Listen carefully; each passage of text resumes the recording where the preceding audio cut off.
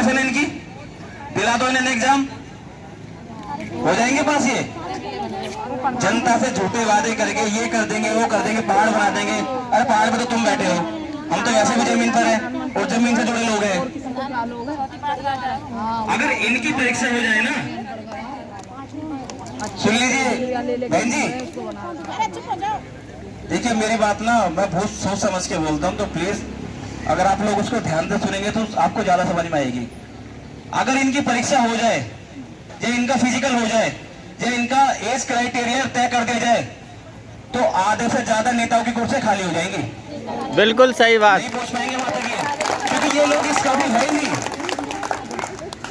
नहीं इस काबिल। ये हमारे सेना के जवान, कुछ बटालियन है जिनकी पेंशन खत्म कर दी, बताइए। और ये 8वीं फेल, एक दिन के लिए भी अगर एमएलए बन जाए तो इनकी 45 हजार की पेंशन, सारी सरकारी सुविधाएं, फोन कर, जियो का नंबर ले लो 266 में पूरा महीने चलता है, तो 15,000 तुम्हारे किस बात के। सही बात है। हमारे जवान हैं, इतनी मेहनत करते हैं, जब हम नींद में सो रहे होते हैं तो पूरी रात जग के बॉर्डर पर ही हमारी रक्षा करते हैं, ड्यूटी करते हैं अपनी। तो 2 लाइनें हमारे जवानों के लिए, क्योंकि दिन रात हमारे साथ रुके हैं। सर ये लाइन आपको समर्पित कर रहा हूं।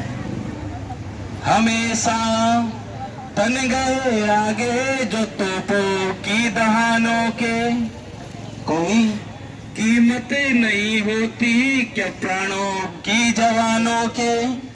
बड़े लोगों की औलादे तो कैंडल मार्च करती है, जो अपने प्राण देते हैं वो बेटे हैं किसानों के। बहुत खूब। प्राण देते हैं वो बेटे हैं किसानों के। साथियों थोड़ा समय सभी को मिलना चाहिए।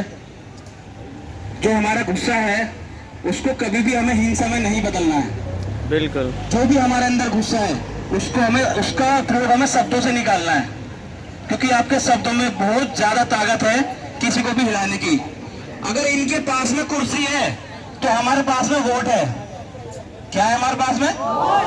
अगर ये अभी भी कुंभकर्ण की नींद से नहीं जागे तो आने वाले इलेक्शन में हम बताएंगे इनको कि अगर तुम्हारे पास कुर्सी है, सत्ता है, पावर है, महल है, शीश महल है, कुछ भी सही, हमारा एक वोट तुमसे ये सब अधिकार छीन लेगा। ये मैं गारंटी से कह रहा हूं।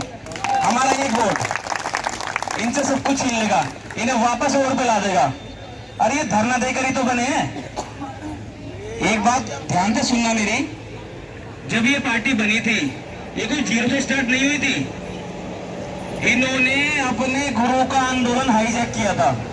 अगर ये पार्टी अपनी जीरो से बनाते तो हो सकता है इनके 2-4 निगम पार्षद होते, लेकिन सामने वाला सोच लो कि उसके अंदर दिमाग कितना है।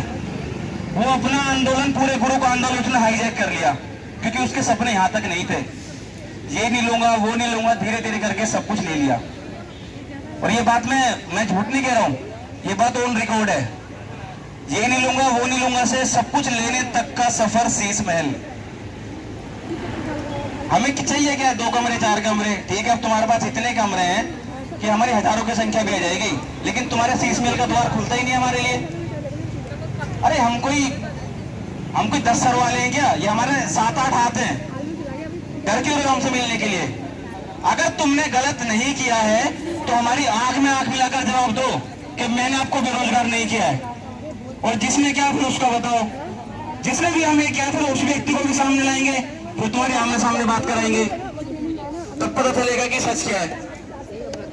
ठीक है, अगर मानते हैं कि नहीं किया है, आओ धरना देने में एक्सपर्ट हो, धरना जीवी हो, बैठो हमारे साथ में, बताओ हमें किसने हमारे साथ में गलत किया। चलो उसके घर पे चलते हैं, उसका घेराव करते हैं। पता नहीं किस बात की इन्होंने चुप्पी साधी हुई है।